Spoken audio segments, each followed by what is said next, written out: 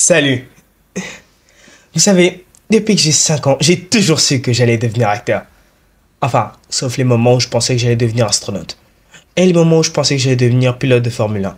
Et les moments où je pensais que j'allais devenir goûteur de chocolat professionnel. Et les moments où je pensais que j'allais finir dans un dessin animé. Mais, globalement, depuis mes 5 ans, j'ai toujours su que j'allais devenir acteur. Salut, moi c'est Jonathan, j'ai 17 ans et mon rêve c'est de devenir l'un des plus grands acteurs de ce monde. Ouais, je sais ce que vous allez me dire, ouais, je suis pas du genre à rêver petit. J'ai les yeux plus gros que le ventre. Globalement, comment tout ça a commencé? C'est une longue histoire, mais je vous la refais une dernière fois. En gros, quand j'étais en 5e, je me baladais avec mes potes et j'ai entendu dire qu'il y avait une pièce de théâtre qui se passait. Du coup, j'ai voulu voir ce que c'était. Et le scénario, de ce que je me souviens, c'était une sorte d'histoire historique. Ça se dit ça? C'était une histoire inventée, mais avec un fond historique et un fond de magie et de fantaisie. Et dans cette histoire, malgré que j'avais jamais fait de théâtre avant, j'ai réussi à décrocher, pas le premier rôle, mais le rôle de l'antagoniste. Et je me suis rendu compte que j'aimais bien faire ça. J'aimais bien être sur scène, j'aimais bien lire mon script, j'aimais bien la vibe, je me sentais à l'aise, comme quand tu écoutes ta musique préférée pour la première fois. Tu sais pas pourquoi, mais tu l'écoutes. C'est quoi ce truc? Oh, mais c'est cool en fait. Oh, mais c'est trop bien. En gros, voilà comment tout a commencé.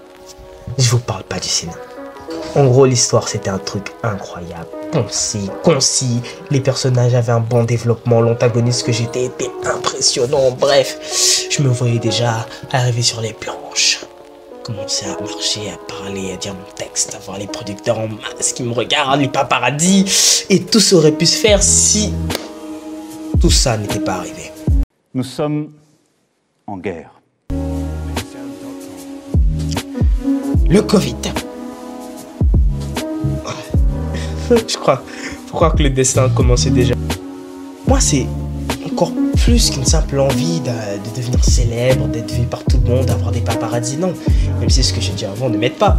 Mais c'est vraiment quelque chose qui me passionne, qui me pousse à aller de l'avant.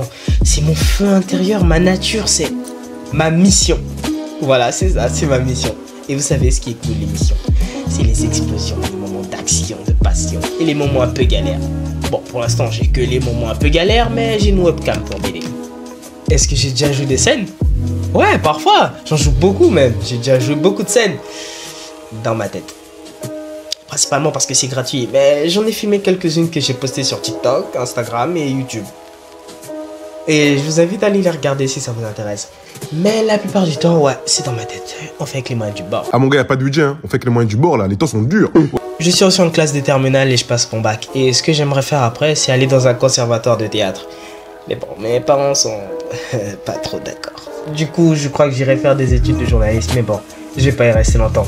Je préfère faire des scènes dramatiques et jouer des histoires fausses que de relater des histoires vraies dans des articles de journaux. Est-ce que j'ai déjà participé à des castings? Ouais, mais avant de vous expliquer, je vais vous expliquer un truc. Il y a une chose qui est très difficile à faire dans la vie. C'est participer à des castings. Mais ce qui est encore plus difficile, c'est participer à des castings alors qu'aucun membre de ta famille ne sait que tu participes à un casting. Du coup, ça donne des situations très gênantes dans lesquelles tu es obligé de sécher des cours pour pouvoir aller à ces castings. Et vu que je suis le genre d'élève qui a la trouille de finir en conseil de discipline, je séchais le cours le plus séchable du monde, c'est-à-dire le cours de sport. Classique, j'imagine que beaucoup d'élèves l'ont fait. Du coup, je séchais les cours de sport et parfois j'allais dans des castings et une fois, j'aurais dû me changer avant. Ouais, je me suis retrouvé littéralement en survêt devant des directeurs de casting et un scénariste. Et en plus survêt du PSG. Ouais, je crois qu'il m'avait viré au moment où j'ai toqué la porte. J'avais oublié mon texte. C'était la panique. Mais au moins j'ai bien mimé. Vous savez ce que je dis toujours à partir de maintenant? Un rêve, c'est comme un film. Il faut un script, travailler dur et un peu d'improvisation. Alors, peu importe par où on passe, peu importe d'où on vient, l'important c'est de travailler dur, de ne pas abandonner et de s'entourer des personnes qui croient en soi. Même si la seule personne qui croit en toi c'est ton chien. Mais bon, c'est un bon début. Voilà, c'était Jonathan, le futur meilleur acteur mondialement connu. Et un jour, vous pourriez dire que vous avez vu ma première vidéo. Et surtout, que j'étais totalement éclaté en montage. Bref, pour ceux qui ont aimé la vidéo, je vous invite à vous abonner, liker ou à la partager à quelqu'un qui veut découvrir un nouveau youtubeur. Et commentez si vous pensez que j'ai des chances ou que je suis totalement nul à chier. Mais bon, de toute façon, je vous écouterai pas. Hein. Bref, appelez ces caméras.